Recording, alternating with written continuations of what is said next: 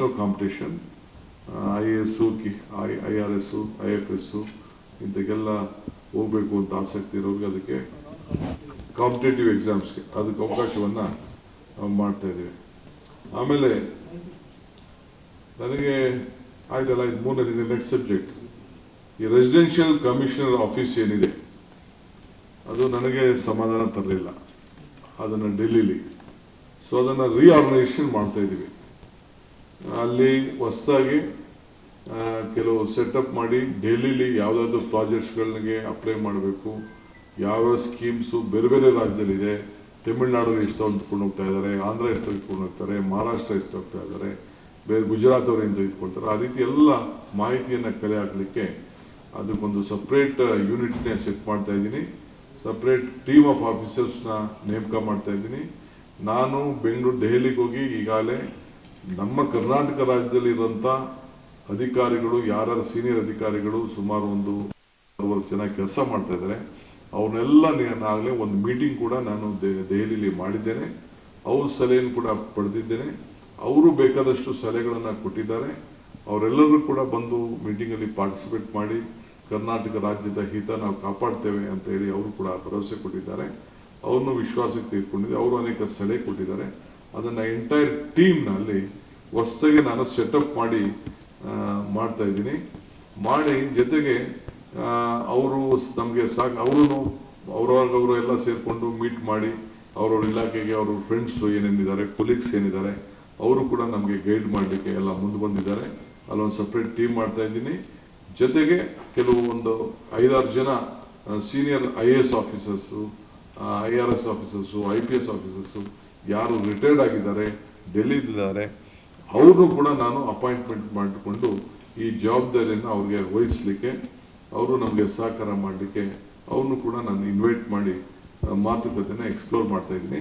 Next time ಡೆಲ್ಲಿಗೆ ಹೋದಾಗ ಯಾರು ಸೀನಿಯರ್ IAS ಆಫೀಸರ್ಸು ಅವರು ಬಂದಿದ್ದಾರೆ, ರಿಟೈರ್ಡ್ ಆಗಿದ್ದಾರೆ, ಅವ್ರು ಯಾರು ಸರ್ವಿಸ್ ಮಾಡಲಿಕ್ಕೆ ಇಷ್ಟಪಡ್ತಾರೆ, ಸೆಂಟ್ರಲ್ ಗೌರ್ಮೆಂಟ್ ಪ್ರಾಜೆಕ್ಟ್ಸ್ ಬಗ್ಗೆ ಯಾರು ಆಸಕ್ತಿಯನ್ನು ವಹಿಸ್ತಾರೆ, ಅದನ್ನೆಲ್ಲ ತಗೊಂಡು ಬರಲಿಕ್ಕೆ, ಅವ್ರು ಏನು ಕನೆಕ್ಷನ್ಸ್ನ ಮಾಡಲಿಕ್ಕೆ ಕರ್ನಾಟಕಕ್ಕೆ, ಸೊ ಅದನ್ನು ಕೂಡ ನಾನು ರೀಆರ್ಗನೈಸ್ ಮಾಡಲಿಕ್ಕೆ ವ್ಯವಸ್ಥೆ ಮಾಡ್ತೀನಿ. ಆಮೇಲೆ ಲೀಗಲ್ ಸೆಲ್ನ ಕಂಪ್ಲೀಟ್ ಸ್ಟ್ರೆಂಥನ್ ಮಾಡಲಿಕ್ಕೆ ಒಂದು ಸಪ್ರೇಟ್ ಕಾರ್ಯಕ್ರಮನ ರೂಪಿಸ್ತಾ ಇದ್ದೀನಿ ಅಲ್ಲಿ. So legal cell in Delhi, supreme court cases, ಬೇರೆ ಬೇರೆ ಕೇಸಸ್ ಏನಿದೆ ಅದನ್ನು ಮಾಡ್ತೀವಿ. ಆಮೇಲೆ ವೈದ್ಯಕೀಯ ಶಿಕ್ಷಣ ಇಲಾಖೆಯಲ್ಲಿ ಸಂಬಂಧಪಟ್ಟಂತೆ ಯಾದಗಿರಲ್ಲಿ ವೈದ್ಯಕೀಯ ವಿಜ್ಞಾನ ಸಂಸ್ಥೆ ಆವರಣದಲ್ಲಿ 200 ಬೆಡ್ ಹಾಸ್ಪಿಟಲನ್ನು, ಹೊಸ ಸೂಪರ್ ಸ್ಪೆಷಾಲಿಟಿ ಹಾಸ್ಪಿಟಲ್ ಕಟ್ಟಬೇಕು ಅಂತೇಳಿ ತೀರ್ಮಾನ ಮಾಡಿದ್ದೇವೆ. ಅದಕ್ಕೆ 100 ಕೋಟಿ ರೂಪಾಯಿಗೆ ಆಡಳಿತ ಅನುಮೋದನೆಯನ್ನು ನಾವು ಕೊಟ್ಟಿದ್ದೇವೆ.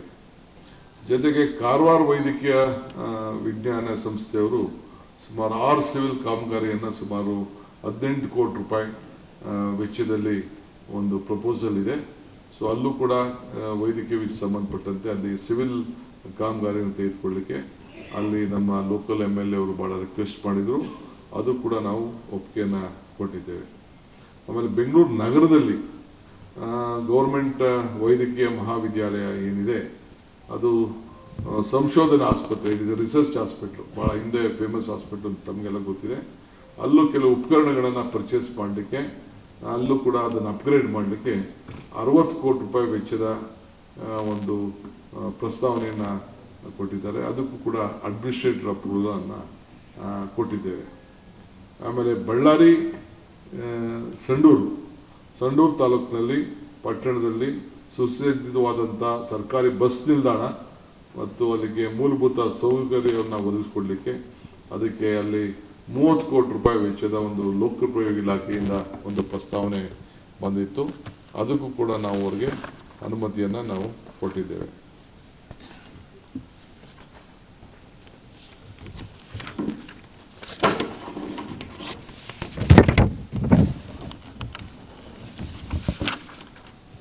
ಆಮೇಲೆ ನಮ್ಮ MLCದು ಒಂದು ವೇಕೆನ್ಸಿ ಆಗ್ತಾ ಇದೆ, 5 ಸದಸ್ಯರು, ಅದು ನನಗೆ ಆಥರೈಸ್ ಮಾಡಿದ್ದಾರೆ ನಮ್ಮ ಕ್ಯಾಬಿನೆಟ್ಟು.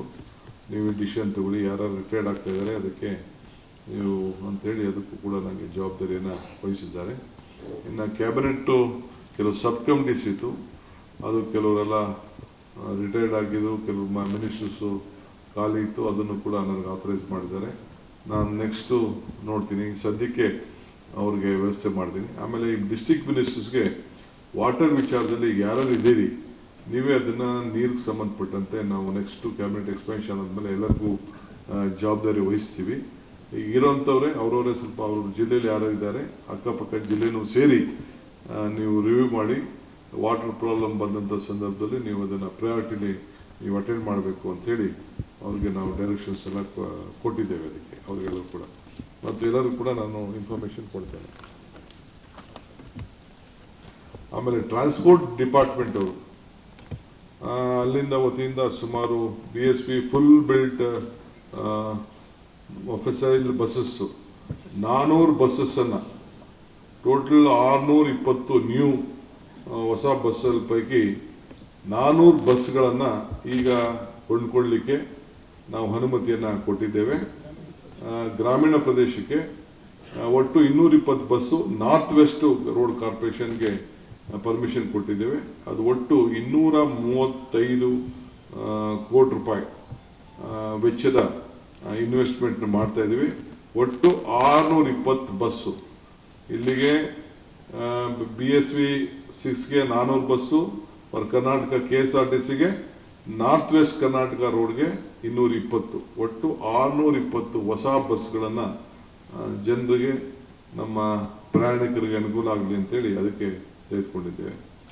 ಆಮೇಲೆ ಎಲೆಕ್ಟ್ರಿಕ್ ಬಸ್ ಡಿಪೋಗಳು 11 ಕಡೆ ಅಡ್ಮಿನಿಸ್ಟ್ರೇಟಿವ್ ಅಪ್ರೂವಲ್ಗೆ north west Karnataka KRTC, KKRTC, KSRTC ಇವೆಲ್ಲ ಕೂಡ ಈ ಸ್ಕೀಮ್ ಇದೆ. ಇದಕ್ಕೆ ಸುಮಾರು ನಮ್ಮ ಗೌರ್ಮೆಂಟ್ ಆಫ್ ಇಂಡಿಯಾ ಅವರು ಕೂಡ ಅವರು ಒಂದು ಎಸ್ಟಿಮೇಟು ಕಳಿಸ್ಕೊಟ್ಟಿದ್ರು.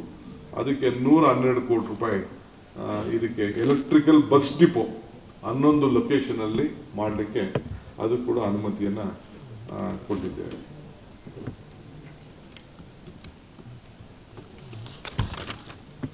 ಕರ್ನಾಟಕ ಪ್ರದೇಶ ಕಾಂಗ್ರೆಸ್ ಸಮಿತಿಯ ನೂತನ ಅಧ್ಯಕ್ಷರಾಗಿ ನೇಮಕಗೊಂಡಿರುವ ಹಾಗೂ ವಿಧಾನ ಪರಿಷತ್ ಚುನಾವಣೆಯಲ್ಲಿ ಜಯಗಳಿಸಿರುವ ಹಿರಿಯ ನಾಯಕ ಬಿಕೆ ಹರಿಪ್ರಸಾದ್ ಅವರಿಗೆ ಹೃತ್ಪೂರ್ವಕ ಅಭಿನಂದನೆಗಳು. ಶುಭ ಕೋರುವವರು ಶ್ರೀಮತಿ ಸಂಧ್ಯಾ ಮಂದಾರಿ, INTUC ಮಹಿಳಾ ರಾಜ್ಯಾಧ್ಯಕ್ಷರು ಹಾಗೂ ಜೀವನ್ ಸಂಧ್ಯಾ ಫೌಂಡೇಶನ್ ಸಂಸ್ಥಾಪಕ ಅಧ್ಯಕ್ಷರು, ಬೆಂಗಳೂರು.